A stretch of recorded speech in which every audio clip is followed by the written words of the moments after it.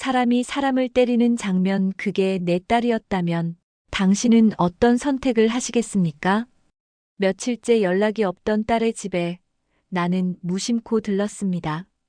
그리고 그 순간 문이 열리자마자 나는 내 인생에서 가장 고통스러운 장면을 보게 되었죠. 따귀를 맞은 딸의 눈에서 흘러내리던 그 눈물. 아무 말도 못하고 그저 날 바라보던 그 표정. 그날 이후 나는 단 하나만을 생각했습니다. 이 아이를 다시 울게 하지 않겠다. 그리고 그 사위라는 작자는 이틀 안에 반드시 내 눈앞에서 무릎 꿇게 만들겠다. 평소 매일 저녁 안부 인사를 나누던 딸 지민이가 사흘째 연락이 되지 않았습니다. 문자 메시지를 보내도 읽음 표시만 뜨고 답장은 없었죠.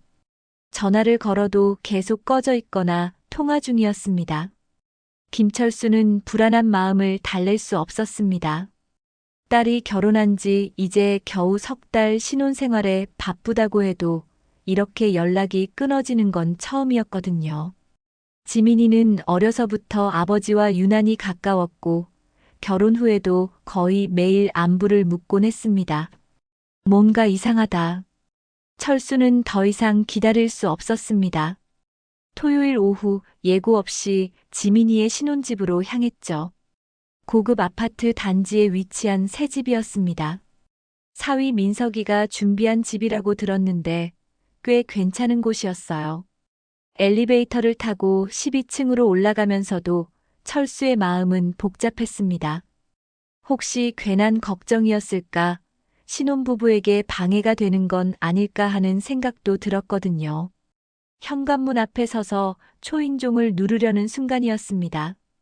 야, 너 때문에 내가 얼마나 스트레스 받는지 알아? 문 너머로 들려오는 큰 소리에 철수는 손을 멈췄습니다. 분명 사위 민석이의 목소리였어요. 미안해. 내가 잘못했어. 이번엔 딸 지민이의 떨리는 목소리가 들렸습니다. 철수의 가슴이 철렁 내려앉았죠. 뭔가 심상치 않은 분위기였습니다. 미안하다고 끝나. 너 때문에 내일이 얼마나 꼬였는지 알기나 해. 정말 미안해. 다시는 그런 일 없을게. 딸의 목소리가 점점 더 작아지고 있었습니다. 철수는 문에 귀를 바짝 대고 상황을 파악하려 했어요. 그때였습니다. 찰싹. 명확하고 날카로운 소리가 들렸습니다. 손바닥으로 뺨을 때리는 소리였죠. 철수의 온몸에 전기가 흐르는 듯한 느낌이 들었습니다. 아, 딸의 작은 신음소리가 들렸어요. 더 이상 참을 수 없었습니다. 철수는 벨을 연신 눌렀습니다. 딩동, 딩동, 딩동. 안에서 갑자기 조용해졌어요. 그리고 잠시 후 성급한 발걸음 소리가 들렸습니다. 문이 열렸습니다. 아, 아버님. 사위 민석이가 당황한 표정으로 문을 열었어요. 얼굴이 새빨갛게 달아올라 있었고 머리카락이 흐트러져 있었습니다. 철수는 민석이를 지나쳐 안을 들여다봤습니다. 거실 한가운데 딸 지민이가 서 있었어요. 왼쪽 볼이 빨갛게 부어올라 있었고 눈가에는 눈물이 고여 있었습니다. 시간이 멈춘 듯 했습니다. 아버지와 딸의 시선이 공중에서 만났어요. 지민이는 아버지를 보자마자 고개를 푹 숙였습니다. 부끄러운 듯, 미안한 듯, 복잡한 감정이 뒤섞인 표정이었죠. 아버님, 그게 저희가 민석이가 어색하게 말을 꺼내려 했지만 철수는 한마디도 하지 않았습니다. 그저 딸의 얼굴을 바라볼 뿐이었어요. 왼쪽 볼에 선명하게 남아있는 손바닥 자국을 보면서 철수의 심장이 쿵쿵 뛰었습니다. 지민아. 철수가 조용히 딸을 불렀습니다. 지민이가 고개를 들었어요. 눈물이 뺨을 타고 흘러내리고 있었습니다. 아빠, 집에 가자. 단 한마디였습니다. 철수는 더 이상 아무 설명도 듣고 싶지 않았어요. 사위가 뭐라고 변명하든 어떤 사정이 있든 상관없었습니다. 자신의 딸 얼굴에 손을 올린 것, 그것만으로도 충분했거든요. 아버님, 잠깐만요. 오해가 있는 것 같은데. 민석이가 급하게 말을 꺼내려 했지만 철수는 뒤돌아보지도 않았습니다. 그저 딸의 손을 잡고 현관 쪽으로 향했어요. 지민아, 가방 챙겨. 아빠, 그게 아니야. 지민이가 망설이며 서 있자 철수가 직접 옷장으로 향했습니다. 간단한 옷가지들을 가방에 넣기 시작했어요. 민석이는 그런 장인의 모습을 보며 당황해했지만 감히 말릴 수는 없었습니다. 아버님, 제발 한 번만 얘기를 들어보세요. 정말 오해예요.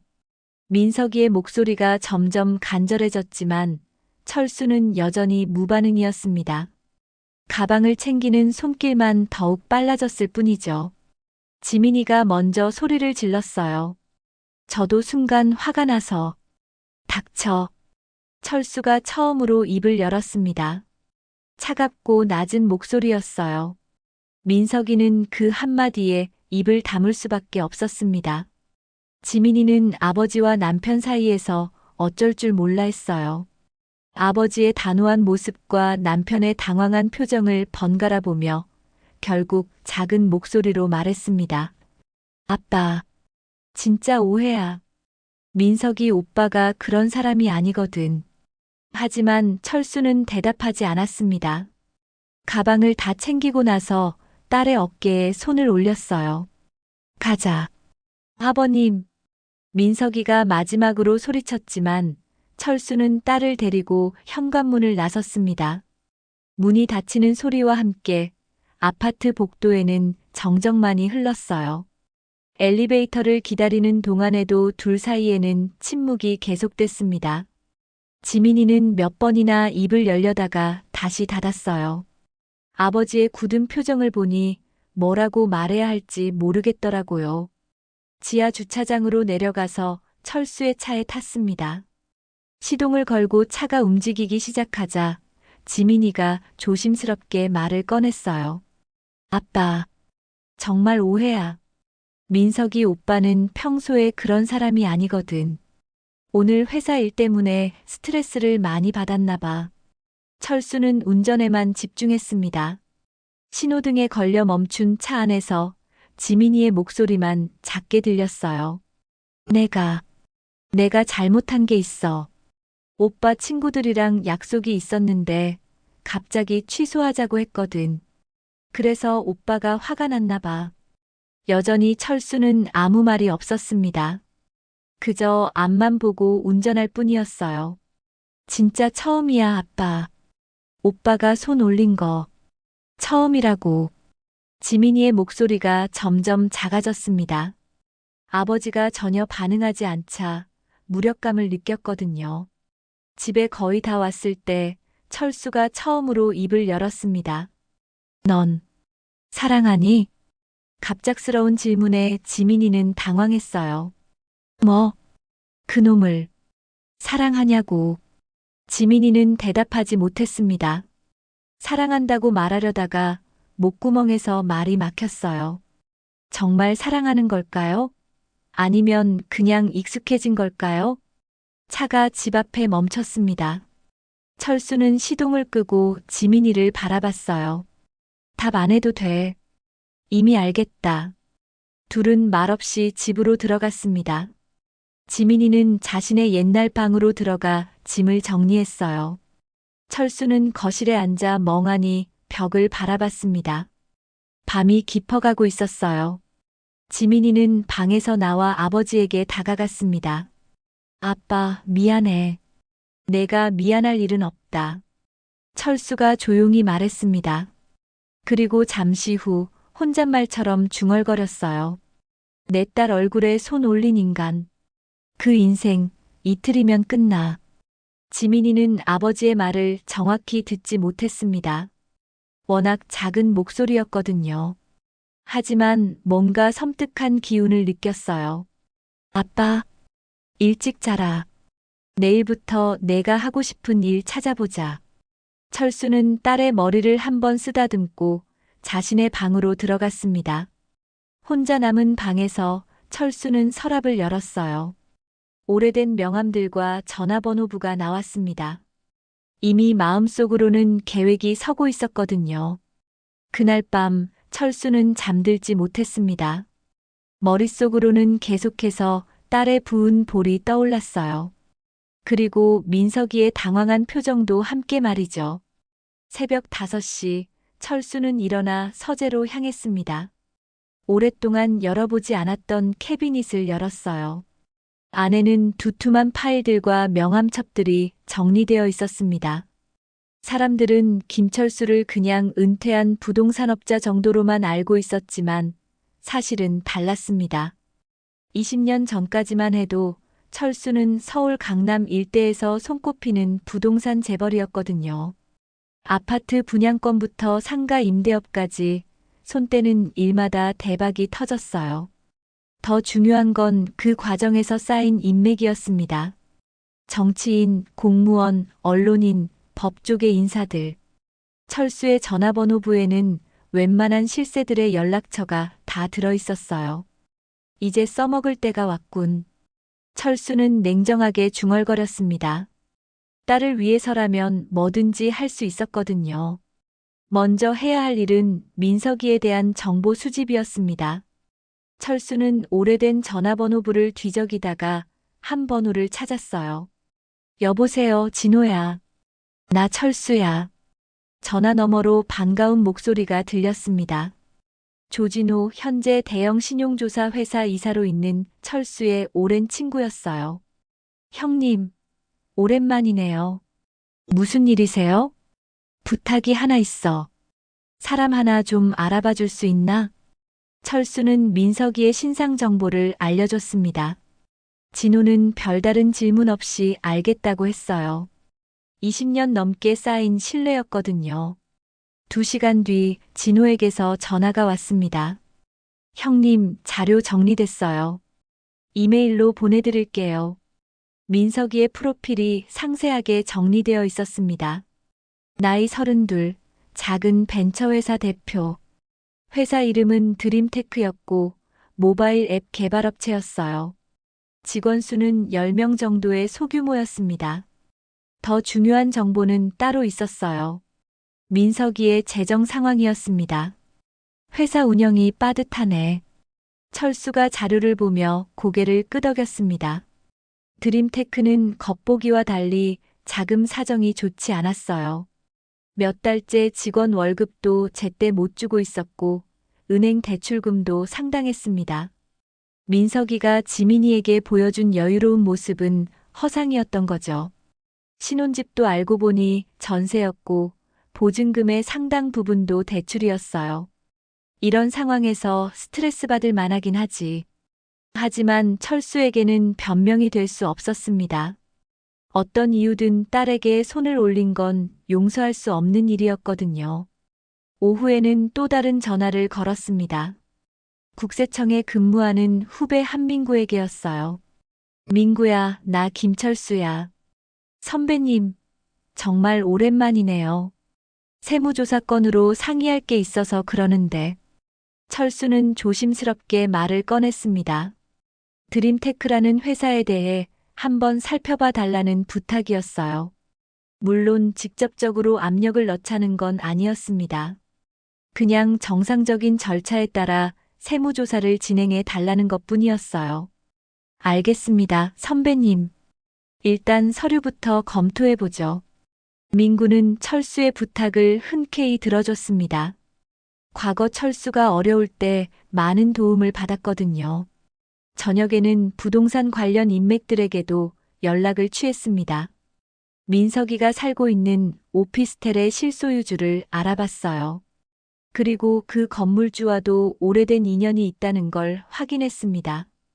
모든 준비가 끝났군. 철수는 서재에 앉아 차분히 계획을 정리했습니다. 감정적으로 행동하지 않을 생각이었어요. 냉정하고 치밀하게 단계별로 진행할 예정이었습니다. 첫 번째 타깃은 민석이의 회사였습니다. 이미 재정 상태가 불안한 상황에서 세무조사만 제대로 들어가도 큰 타격을 받을 거였어요. 두 번째는 민석이의 개인 자산이었습니다. 오피스텔 월세부터 시작해서 하나씩 압박을 가할 계획이었어요. 내일부터 시작하자. 철수는 마지막으로 딸의 방을 확인했습니다. 지민이는 깊게 잠들어 있었어요. 부은 볼은 많이 가라앉았지만 여전히 자국이 남아 있었습니다. 내 딸한테 상처 준 대가를 똑똑히 치르게 해주마. 철수의 눈빛이 차갑게 빛났습니다. 이제 정말로 복수가 시작되는 거였어요. 월요일 오전 9시 드림테크 사무실에 택배가 도착했습니다. 발신인은 국세청이었어요. 민석이는 평소처럼 출근해서 직원들과 회의를 하고 있었는데 직원 하나가 급하게 뛰어왔습니다. 대표님, 국세청에서 공문이 왔어요. 민석이의 얼굴이 순간 굳었습니다. 공문을 뜯어보니 세무조사 예고 통지서였어요. 다음 주부터 본격적인 조사에 들어간다는 내용이었습니다. 왜 갑자기? 민석이는 당황했습니다. 물론 세금 문제에서 완전히 자유로운 건 아니었지만 이렇게 갑작스럽게 조사가 들어올 줄은 몰랐거든요. 대표님, 괜찮은 거죠? 직원들이 불안한 표정으로 물어봤습니다. 민석이는 애써 담담한 척했지만 속으로는 식은땀이 흘렀어요. 별거 아니야. 정례적인 조사일 거야. 하지만 민석이는 알고 있었습니다. 회사 장부에 문제가 한두 개가 아니라는 걸 말이죠. 몇 달 전부터 자금 사정이 어려워지면서 여기저기서 꼼수를 쓴 게 있었거든요. 점심시간이 되자 민석이는 회계사에게 급하게 전화를 걸었습니다. 선생님, 세무조사 들어온다는데 어떻게 해야 할까요? 뭐, 갑자기요? 예고도 없이? 예고 통지서는 오늘 아침에 받았어요. 회계사도 당황하는 게 느껴졌습니다. 보통은 미리 연락이 오는 경우가 많은데 이렇게 갑작스럽게 들어오는 건 흔한 일이 아니었거든요. 일단 서류부터 정리해보죠. 오후에 한번 뵙시다. 민석이는 불안한 마음으로 점심도 제대로 못 먹었습니다. 그리고 오후 3시쯤 또 다른 충격적인 소식이 들려왔어요. 부동산 중개업소에서 전화가 온 거였습니다. 민석이 씨 건물주가 바뀌었다고 연락이 왔어요. 네. 갑자기요? 네. 오늘 아침에 소유권 이전이 완료됐다고 하네요. 새 건물주 측에서 연락드릴 거래요. 민석이는 어리둥절했습니다. 자신이 살고 있는 오피스텔 건물주가 갑자기 바뀐다는 게 이해가 안 됐거든요. 1시간 후 새 건물주 측 관리사무소에서 전화가 왔습니다. 안녕하세요, 민석이 씨. 새로 건물을 인수한 측에서 연락드립니다. 아, 네. 안녕하세요. 임대차 계약 재검토가 필요할 것 같은데요. 내일 오전에 한번 사무소로 오실 수 있나요? 민석이는 뭔가 이상하다는 생각이 들었지만 거절할 수도 없었어요. 네, 알겠습니다. 전화를 끊고 나서 민석이는 머리를 감쌌습니다. 하루 만에 너무 많은 일이 일어나고 있었거든요. 세무조사에 건물주 교체까지 뭔가 의도적인 느낌이 들었어요. 퇴근길에 민석이는 지민이에게 전화를 걸어봤습니다. 토요일 이후로 연락이 안 되고 있었거든요. 여보세요? 지민이의 목소리가 들렸지만 평소와 달리 차가웠습니다. 지민아, 나야. 집에 언제 돌아올 거야? 지민이는 대답하지 않았어요. 토요일 일은 정말 미안해. 내가 잘못했어. 다시는 그런 일 없을게. 오빠. 응? 나 좀 혼자 있고 싶어. 시간 좀 줄래? 민석이는 할 말을 잃었습니다. 지민이의 목소리에는 실망감이 가득했거든요. 지민아, 만나서 얘기하자. 내가 제대로 사과할게. 아빠가 많이 화나셨어. 지금은 좀 어려울 것 같아. 전화가 끊어졌습니다. 민석이는 핸드폰을 바라보며 한숨을 내쉬었어요. 집에 혼자 돌아온 민석이는 답답한 마음에 소주를 꺼냈습니다. 하루 종일 일어난 일들을 정리해 보려고 했지만 도저히 우연의 일치라고 보기엔 너무 많았어요. 설마 장인어른이? 그런 생각이 스쳐 지나갔지만 곧 고개를 저었습니다. 지민이 아버지는 그냥 평범한 부동산업 은퇴자라고 알고 있었거든요. 이런 일을 벌일 만한 능력이 있을 거라곤 생각하지 못했어요. 한편 철수는 집에서 지민이와 함께 저녁을 먹고 있었습니다.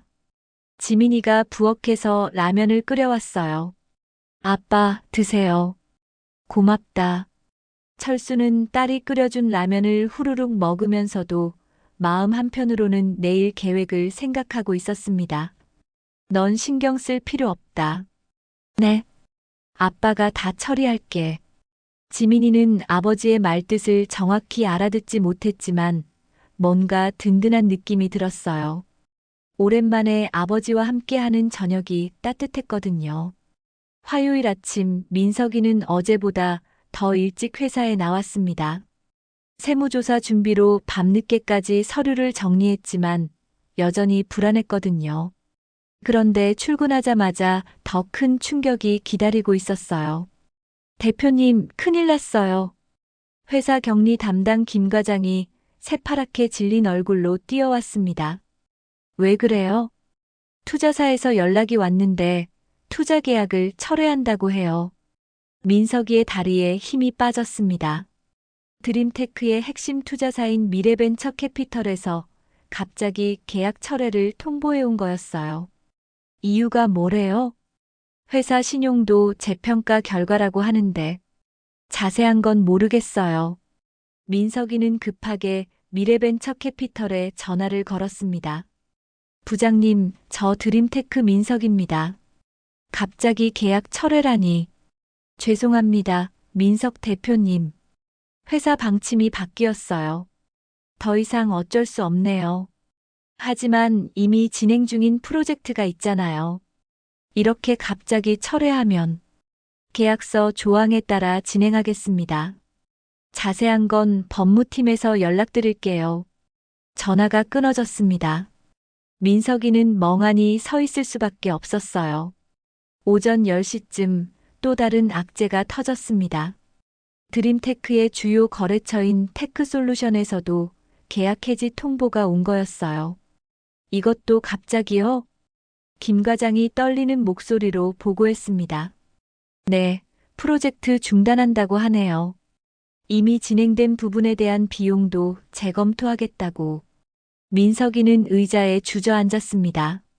하루 만에 회사의 주요 수익원이 모두 사라진 거였어요. 도대체 뭐가 어떻게 된 거야? 점심시간에는 은행에서 연락이 왔습니다. 민석이 씨 대출 관련해서 긴급히 상담이 필요합니다. 오늘 오후에 한번 나오실 수 있나요? 민석이는 불안한 마음으로 은행으로 향했습니다. 담당 대리가 심각한 표정으로 기다리고 있었어요. 무슨 일인가요? 회사 신용등급이 갑자기 떨어졌어요. 기존 대출에 대한 추가 담보가 필요할 것 같습니다. 신용등급이 떨어졌다고요? 네, 어제부터 급격히 하락했네요. 투자사들 계약 철회 소식도 들어왔고, 민석이는 현기증을 느꼈습니다. 마치 거대한 톱니바퀴가 자신을 향해 돌아가는 느낌이었어요. 오후 3시 새 건물주 측 사무소에 갔습니다. 깔끔한 정장을 입은 중년 남성이 나와 인사했어요. 민석이 씨죠? 안녕하세요. 네, 안녕하세요. 임대차 계약 건인데요. 기존 계약에 몇 가지 문제가 있는 것 같아서요. 남성이 서류를 꺼내며 설명을 시작했습니다. 기존 계약서의 일부 조항이 신건물주 측 기준에 맞지 않는다는 내용이었어요. 월세를 30% 인상하거나 아니면 계약을 해지하셔야 할 것 같습니다. 30%요? 그럼 지금 200만 원인데 260만 원이 되는 거네요? 네, 맞습니다. 주변 시세를 고려했을 때 적정한 수준이라고 판단됩니다. 민석이는 어이가 없었지만 딱히 항의할 방법도 없었어요. 계약서상 건물주가 바뀌면 조건 재협상이 가능하다고 명시되어 있었거든요. 언제까지 결정해야 하나요? 이번 주 안으로 답변 주시면 됩니다. 집으로 돌아가는 길에 민석이는 머리가 복잡했습니다. 하루 만에 너무 많은 일이 동시에 터진 거였어요. 우연의 일치치고는 너무 완벽했습니다. 그때 문득 토요일 일이 떠올랐어요. 장인 김철수의 차가운 표정과 닥쳐라고 했던 그 한마디가 선명하게 기억났습니다. 설마, 정말 장인어른이? 하지만 여전히 확신할 수는 없었어요. 그냥 평범한 부동산업자가 이런 일을 벌일 수 있을까 하는 의문이 들었거든요. 집에 도착해서 민석이는 급하게 인터넷 검색을 시작했습니다. 김철수 부동산이라고 검색해봤어요. 그런데 나온 결과를 보고 깜짝 놀랐습니다. 20년 전 신문 기사들이 나왔거든요. 부동산계의 신화, 김철수 강남 부동산왕 김철수의 성공 비결 같은 제목들이었어요. 이런 사람이었다고? 민석이는 휴대폰이 떨리는 손으로 더 자세히 찾아봤습니다. 김철수는 과거 서울에서 손꼽히는 부동산 재벌이었어요. 그리고 정치계, 재계와도 폭넓은 인맥을 가지고 있었다는 내용들이 나왔습니다. 이거 완전히 잘못 봤네. 민석이는 식은땀이 흘렀습니다. 자신이 건드려서는 안 될 사람을 건드린 거였어요. 그날 밤 민석이는 잠들 수 없었습니다. 내일이면 더 큰 일이 일어날 것 같은 불안감에 시달렸거든요. 결국 새벽 2시가 넘어서야 삼촌에게 전화를 걸었습니다. 삼촌, 저예요. 민석이. 민석아, 이 시간에 웬 전화야? 삼촌, 도움이 필요해요. 법적으로 대응할 일이 생겼어요. 민석이의 삼촌은 서울에서 꽤 유명한 로펌의 변호사였습니다. 민석이는 상황을 간략하게 설명했어요. 그 정도면 법적 대응을 고려해 볼 만하네. 내일 사무실로 와. 자세히 얘기해보자. 전화를 끊고 나서 민석이는 조금 안심이 됐습니다. 삼촌이 도와준다면 뭔가 해결책이 있을 거라고 생각했거든요. 수요일 오전 민석이는 삼촌 변호사 사무실로 향했습니다. 유명한 로펌 정의법무법인의 대표 변호사인 삼촌 박정훈을 만나러 간 거였어요. 민석아, 어서 와. 삼촌은 반갑게 맞아주었지만 민석이의 얼굴을 보더니 걱정스러운 표정을 지었습니다. 많이 힘들어 보이네. 어떤 일인지 자세히 말해봐. 민석이는 지난 이틀간 일어난 모든 일을 상세하게 설명했어요. 세무조사부터 투자 철회, 건물주 교체까지 모든 걸 털어놨습니다. 이 정도면 명백한 업무방해야. 법적으로 대응할 수 있어. 박정우는 메모를 하며 고개를 끄덕였습니다. 하지만 상대가 김철수라면 좀 까다로울 수도 있겠네. 삼촌도 그 사람을 아세요? 물론이지. 법조계에서 모르는 사람이 없어. 과거에 워낙 큰 손이었거든. 박정우는 잠시 생각에 잠겼습니다. 그리고 결심한 듯 말했어요. 일단 언론부터 접촉해보자. 여론을 우리 쪽으로 돌리는 게 중요해. 오후에 박정우는 친분이 있는 기자에게 연락을 취했습니다. 그리고 민석이에게 인터뷰를 제안했어요. 장인의 갑질 복수라는 각도로 접근하면 어떨까? 요즘 이런 이슈에 사람들이 민감하거든. 민석이는 조금 망설였지만 다른 방법이 없어 보였어요. 목요일 저녁 한 인터넷 언론사와 인터뷰가 진행됐습니다. 기자는 민석이의 이야기를 흥미롭게 들었어요. 그러니까 부부싸움을 했는데 장인 어른이 갑자기 이런 식으로 보복을 한다는 말씀이시죠? 네, 맞습니다. 물론 제가 잘못한 부분은 있지만 이 정도로 인생을 망가뜨리는 건 너무 과하다고 생각해요. 기사는 다음 날 오전에 올라왔습니다. 제목이 자극적이었어요. 부부싸움에 분노한 전직 부동산왕, 사위 인생 파괴 작전. 기사가 올라간 후 댓글들이 달리기 시작했습니다. 처음에는 민석이에게 동정적인 반응들이 많았어요. 장인이 너무 심하네. 부부싸움에 이렇게까지 하나. 권력으로 개인을 탄압하는 거 아님? 민석이는 조금 안심했습니다. 여론이 자신에게 유리하게 돌아가는 것 같았거든요. 하지만 철수는 이미 모든 걸 예상하고 있었습니다. 그날 오후 철수는 오래된 친구에게 전화를 걸었어요. 언론계에서 오랫동안 일해온 선배 기자 이광수였습니다. 광수야, 나 김철수야. 철수야. 진짜 오랜만이네. 무슨 일이야? 좀 재미있는 자료가 있는데 관심 있을까? 철수는 며칠 전부터 준비해둔 자료를 이광수에게 보냈습니다. 민석이의 과거 행적들이 상세하게 정리된 자료였어요. 자료를 받은 이광수는 깜짝 놀랐습니다. 이거 진짜야? 다 사실이야. 확인해봐. 자료에는 민석이의 충격적인 과거가 담겨 있었어요. 대학 시절 투자 사기 의혹, 그리고 최근에 지민이 명의로 몰래 대출을 시도한 정황까지 모든 게 들어 있었습니다. 금요일 오전 이광수는 추가 취재를 위해 은행과 대학 동기들을 접촉했어요. 그리고 오후에는 더 큰 폭탄이 터졌습니다.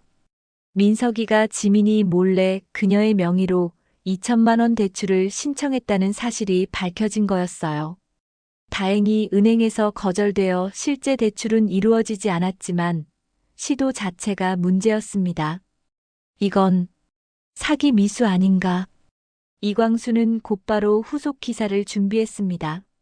그리고 토요일 아침 반전 기사가 올라왔어요. 장인 복수 주장한 사위, 알고 보니 처명의 몰래 대출까지. 기사가 올라가자 댓글 분위기가 완전히 바뀌었습니다. 이런 인간이었네. 아내 명의로 대출? 이건 범죄 아님? 장인어른이 화날 만하네. 민석이는 기사를 보고 경악했습니다. 자신이 극비로 시도했던 일이 어떻게 알려진 건지 이해할 수 없었거든요. 오후에는 더 충격적인 일이 벌어졌습니다. 원래 계획했던 기자회견장에 철수가 나타난 거였어요. 김철수 씨, 왜 이 자리에? 기자들이 당황하며 물어봤습니다. 제 사위가 저에 대해 많은 오해를 불러일으키는 발언을 해서 직접 해명하러 왔습니다. 철수는 차분한 목소리로 말했어요.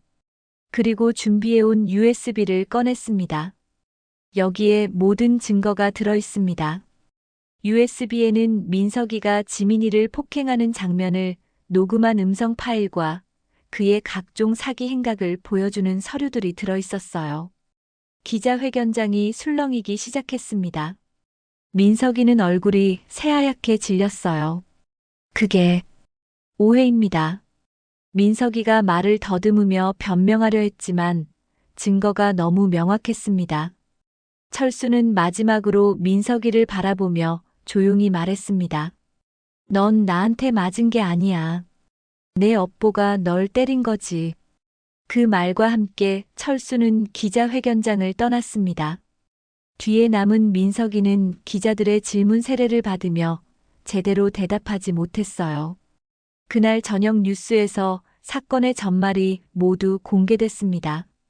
여론은 완전히 철수 쪽으로 돌아섰고 민석이는 사실상 사회적으로 매장당한 상태가 됐습니다. 기자회견이 끝난 그날 저녁, 집으로 돌아온 철수는 지민이가 거실에서 뉴스를 보고 있는 모습을 발견했습니다. 텔레비전 화면에는 오늘 있었던 기자회견 장면이 나오고 있었어요. 지민이는 아버지가 들어오는 소리에도 고개를 돌리지 않았습니다. 그저 화면을 멍하니 바라보고 있을 뿐이었어요. 지민아. 철수가 조심스럽게 딸을 불렀습니다. 지민이가 천천히 고개를 돌렸어요. 눈가에 눈물이 고여 있었습니다. 아빠, 이 모든 게 정말이야? 지민이의 목소리가 떨렸습니다. 뉴스에서 나온 민석이의 과거, 그리고 자신 명의로 대출을 시도했다는 사실을 듣고 충격을 받은 거였어요. 철수는 딸 옆에 조용히 앉았습니다. 응, 다 사실이야. 내가 그렇게 바보였구나. 지민이는 고개를 떨구며 중얼거렸습니다. 자신이 사랑한다고 생각했던 사람이 실제로는 자신을 이용하려 했다는 사실이 받아들여지지 않았거든요. 아빠는 언제부터 알고 있었어? 며칠 전에 알아봤지. 내가 맞은 다음 날부터. 철수의 솔직한 대답에 지민이는 더욱 울음을 터뜨렸습니다. 왜 나한테 말 안 했어? 철수는 딸의 떨리는 어깨를 보며 마음이 아팠습니다. 하지만 이 모든 걸 알려주는 게 옳다고 생각했어요. 말해봐야 믿었겠니? 내가 직접 깨달아야 한다고 생각했어. 지민이는 눈물을 닦으며 아버지를 바라봤습니다. 아빠, 정말 미안해. 내가 너무 어리석었어.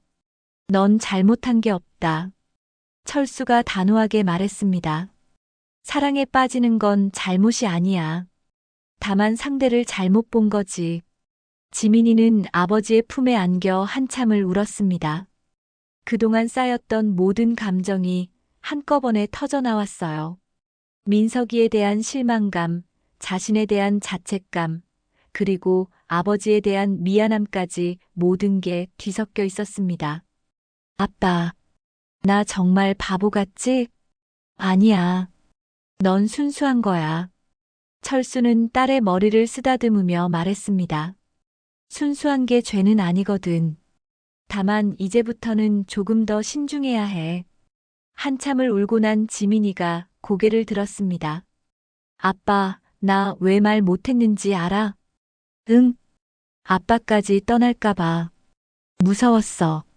지민이의 말에 철수는 가슴이 뭉클했습니다. 엄마가 돌아가시고 나서 아빠가 내 전부였거든. 그런데 결혼하면서 아빠한테 소홀해진 것 같았어.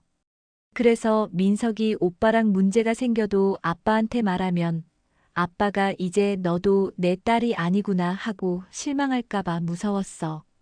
철수는 딸의 손을 꽉 잡았습니다. 바보야. 넌 언제까지나 내 딸이야. 무슨 일이 있어도 아빠는 내 편이고. 정말 당연하지. 널 지키는 건 나의 자존심이야. 철수의 따뜻한 말에 지민이는 다시 한번 눈물을 흘렸습니다. 하지만 이번에는 슬픈 눈물이 아니었어요. 안도의 눈물이었습니다. 아빠, 앞으로 어떻게 살아야 할까? 천천히 생각해보자. 급할 거 없어. 철수는 일어나서 부엌으로 향했습니다. 배고프지? 라면 끓여줄까? 응. 지민이가 처음으로 밝게 대답했습니다. 그날 밤 두 사람은 오랜만에 함께 라면을 먹었어요. 지민이는 아버지가 끓여준 라면을 먹으며 어릴 때가 생각났습니다. 엄마가 돌아가신 후 아버지가 서툴게 라면을 끓여주던 그 시절 말이죠. 아빠 라면 실력이 늘었네. 그래, 많이 연습했거든. 철수도 오랜만에 웃었습니다. 딸이 웃는 모습을 보니 그동안의 모든 일이 보람 있게 느껴졌어요. 아빠, 내일부터 뭐 하고 싶은 거 있어? 지민이가 물어봤습니다. 글쎄, 예전부터 작은 카페 한번 운영해보고 싶었는데, 정말, 나도 베이킹 배우고 싶었어. 지민이의 눈이 반짝였습니다. 그럼 우리 같이 해볼까? 좋아. 그날 밤 지민이는 오랜만에 편안하게 잠들었습니다. 아버지 방에서 들려오는 코 고는 소리가 오히려 안심이 됐어요. 철수 역시 마음이 한결 가벼워졌습니다. 딸이 다시 웃는 모습을 보니 모든 복수가 성공적으로 끝난 것 같았거든요. 복수의 진짜 목적은 민석이를 망가뜨리는 게 아니라 딸이 다시 웃을 수 있게 만드는 것이었으니까요. 한편 민석이는 그날 밤 혼자 텅 빈 집에서 소주를 마시고 있었습니다. 기자회견 이후 모든 게 끝난 것 같았어요. 회사는 문을 닫아야 할 상황이었고 사람들의 시선도 차가워졌습니다. 핸드폰에는 지민이에게서 온 마지막 문자가 남아 있었어요. 오빠, 이제 정말 끝이야. 다시는 연락하지 마. 민석이는 그제서야 자신이 얼마나 큰 실수를 했는지 깨달았습니다. 하지만 이미 돌이킬 수 없는 일이었어요. 3달이 흘렀습니다. 가을이 깊어가는 10월, 서울 성북구 작은 골목에 새로운 카페가 문을 열었어요. 간판에는 지민이네 베이커리 카페라고 예쁜 글씨로 적혀 있었습니다. 아침 8시, 지민이는 앞치마를 두르고 오븐에서 갓 구운 빵을 꺼내고 있었습니다. 크루아상과 식빵, 그리고 직접 만든 스콘까지 향긋한 냄새가 카페 전체에 퍼졌어요. 아빠, 크루아상 다 구웠어. 그래, 오늘도 예쁘게 나왔네. 철수는 카운터에서 원두를 갈고 있었습니다. 커피 내리는 법을 배운 지 이제 겨우 2달 됐지만 제법 솜씨가 늘었어요. 카페는 생각보다 일찍 자리를 잡았습니다. 지민이가 만드는 빵이 소문나면서 단골 손님들이 하나둘 늘어갔거든요. 특히 근처 직장인들이 아침마다 커피와 빵을 사러 왔어요. 사장님, 오늘도 크루아상 2개랑 아메리카노 한 잔 주세요. 단골 손님 김대리가 웃으며 주문했습니다. 네, 금방 준비해 드릴게요. 지민이가 밝게 대답하며 크루아상을 포장지에 담았어요. 예전과는 완전히 다른 모습이었습니다. 얼굴에 생기가 돌고 눈에는 자신감이 빛났거든요. 오전 10시쯤 잠깐 한가해진 틈에 철수와 지민이는 카페 앞 테이블에 앉아 커피를 마셨습니다. 아빠, 이번 달 매출 어째? 꽤 괜찮아. 이 정도면 충분히 운영할 수 있을 것 같다. 철수는 만족스러운 표정으로 말했습니다. 사실 돈이 목적은 아니었어요. 딸이 새로운 삶을 시작하는 걸 도와주는 게 더 중요했거든요. 아빠 덕분이야. 아빠가 도와주지 않았으면 엄두도 못 냈을 텐데. 무슨 소리야. 내가 열심히 했으니까 가능한 거지. 철수는 딸의 머리를 쓰다듬었습니다. 요즘 지민이를 보면 정말 기특했어요. 매일 새벽 5시에 일어나서 빵을 굽고 손님들을 정성껏 응대하는 모습이 대견했습니다. 점심시간이 되자 카페에 손님들이 몰려왔습니다. 근처 회사 직원들이 점심 후 커피를 마시러 온 거였어요. 지민 씨, 오늘 새로 나온 치즈케이크 맛있더라고요. 정말요? 감사해요. 레시피를 계속 연구하고 있어요. 지민이는 손님들과 자연스럽게 대화를 나누며 주문을 받았습니다. 예전에는 낯선 사람들과 말하는 걸 어려워했는데 이제는 완전히 달라졌어요. 오후 3시쯤 카페에 특별한 손님이 왔습니다. 지민이의 대학 동창 수진이었어요. 지민아, 정말 여기서 카페 하고 있구나. 수진아, 어떻게 알고 왔어? SNS에서 봤어. 빵이 정말 맛있다는 후기가 많던데. 수진은 지민이를 반갑게 안아줬습니다. 그리고 조금 조심스럽게 물어봤어요. 그런데 민석이 오빠는 어떻게 됐어? 뉴스에서 봤는데. 지민이의 표정이 잠깐 어두워졌지만 곧 다시 밝아졌습니다. 이혼했어. 이제 과거 일이야. 많이 힘들었겠다. 처음엔 그랬지. 하지만 지금은 훨씬 좋아. 지민이는 진심으로 말했습니다.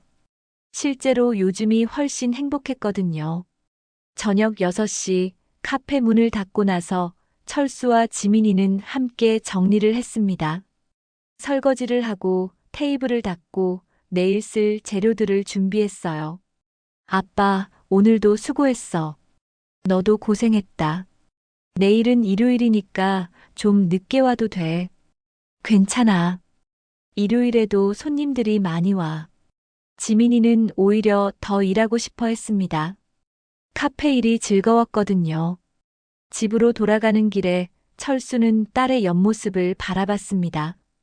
석 달 전과는 완전히 다른 사람 같았어요. 자신감 있고 밝고 무엇보다 진짜 웃고 있었습니다. 지민아, 응, 행복하니?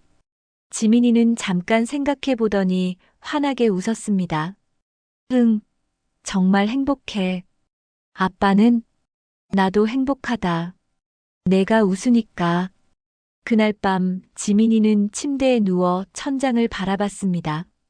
3달 전 일들이 마치 꿈같이 느껴졌어요. 그때는 정말 힘들었지만 지금 생각해보니 오히려 잘된 일이었습니다. 만약 그 일이 없었다면 아직도 민석이에게 속고 살았을 테니까요. 그리고 아버지와 이렇게 가까워질 기회도 없었을 거예요. 새벽이 되자 지민이는 일어나서 카페로 향했습니다. 오늘도 새로운 하루가 시작되는 거였어요. 카페 앞에서 문을 열며 지민이는 작게 중얼거렸습니다. 고마워, 아빠. 그리고 따뜻한 햇살이 카페 안으로 쏟아져 들어왔습니다. 평범하지만 소중한 일상이 다시 시작되는 순간이었어요. 철수는 조금 늦게 도착해서 딸이 이미 빵을 굽고 있는 모습을 봤습니다. 진짜 대견했어요. 이제는 더 이상 걱정할 필요가 없을 것 같았습니다. 카페 문에 오픈 사인을 걸며 철수는 혼잣말로 중얼거렸습니다. 내 복수는 단순했다. 내 딸이 다시 웃을 수 있게 만드는 것. 그리고 첫 번째 손님이 들어왔습니다. 어서 오세요. 지민이의 밝은 목소리가 카페 안에 울려 퍼졌습니다. 정말 완벽한 아침이었어요. 세상에서 가장 아픈 건 사랑하는 사람이 상처받는 걸 바로 옆에서 지켜보는 일입니다. 그날 이후 나는 알게 됐어요. 이 세상엔 소리 지르는 복수도 있지만 더 강한 건 조용히 단단하게 끝내는 복수라는 걸요. 딸은 이제 웃고 있습니다. 혼자가 아니란 걸 알았기 때문이죠. 그리고 저는 깨달았습니다. 딸의 웃음 하나가 제 인생 전체를 걸 만한 가치였다는 걸요. 혹시 지금 이 순간에도 누군가의 눈물은 외면당하고 있지는 않나요? 한 사람의 용기가, 한 사람의 사랑이 그 눈물을 닦아주는 시작이 될 수 있습니다. 오늘의 이야기 마음에 남으셨다면 구독과 좋아요, 그리고 따뜻한 댓글로 함께 해주세요. 끝까지 시청해주셔서 감사합니다. 지금까지 감동여행이었습니다. 감사합니다.